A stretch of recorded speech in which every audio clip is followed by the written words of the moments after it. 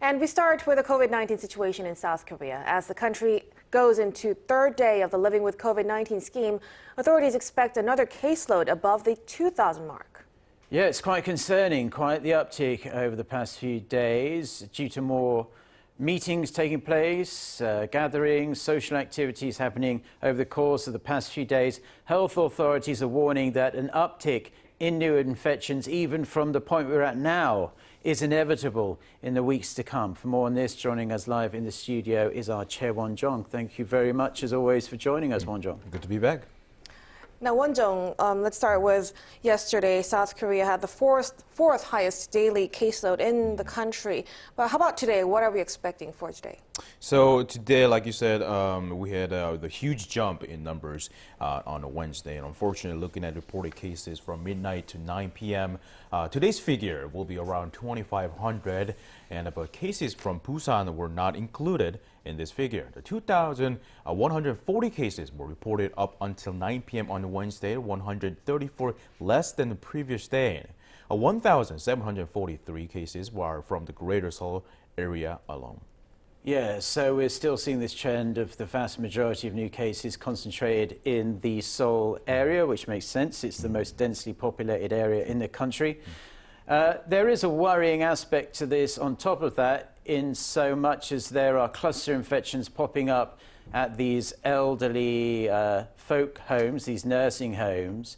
And these are popping up despite the fact that the overwhelming majority, if not all of these older people, have been fully double vaccinated. That is absolutely right. I mean, the majority of people in nursing homes are elderly with underlying conditions. And because they're the fully vaccinated group, it appears to me that the long period of time since vaccination means the effectiveness of the vaccine has decreased. That's why the government decided to administer so-called booster shots for those who have passed a 6-month mark since completing their vaccination. However, the authorities are slightly changing their guidelines. Take a listen to what the officials said on Wednesday. Initially, additional vaccinations are given 6 months after being fully vaccinated. However, we have expedited the booster shots within 4 months for those in vulnerable facilities, such as nursing homes and nursing hospitals. Yes, the authorities are recognizing these infections could become a bigger hurdle if the booster shots are not administered to this vulnerable group as soon as possible. Now, speaking of booster shots, Won-jong, what about other countries? How are they doing? So let's begin with Hong Kong. Hong Kong will start rolling out COVID vaccine booster doses next week. The people can choose to get jabbed with either Pfizer or China's Sinovac vaccine.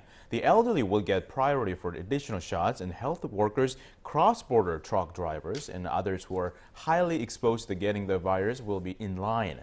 Around 1.86 million are eligible.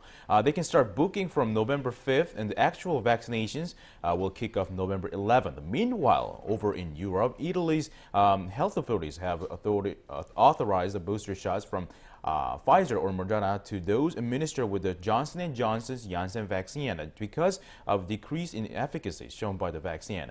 And about 1.6 million people will be eligible to receive the shots. The country already started to inoculate vulnerable groups and over 60s with a third vaccine dose in September. Yeah, the Janssen vaccine isn't getting much good press at all these days. Studies showing that its efficacy drops off much quicker than other COVID-19 vaccines. But let's turn to the vaccination campaign for young children in the United States. The FDA and the CDC already given the green light for older children to get the shots, but now kids 5 through 11 are also able to get it, correct? That is correct. I mean, starting November 3rd, the U.S. kicked off the vaccination campaign for kids aged 5 to 11. Now, this comes as the U.S. CDC authorized final approval to use the COVID vaccine for children. With this vaccination campaign, around 94% of the total population in the U.S. are now eligible to get the vaccine. And Saudi Arabia also gave the okay to inoculate children aged 5 to 11. The children will also receive Pfizer's COVID vaccine. All right. Thank you, Won-jong, for your report. We will talk to you again tomorrow. Tomorrow, yeah. Thank you.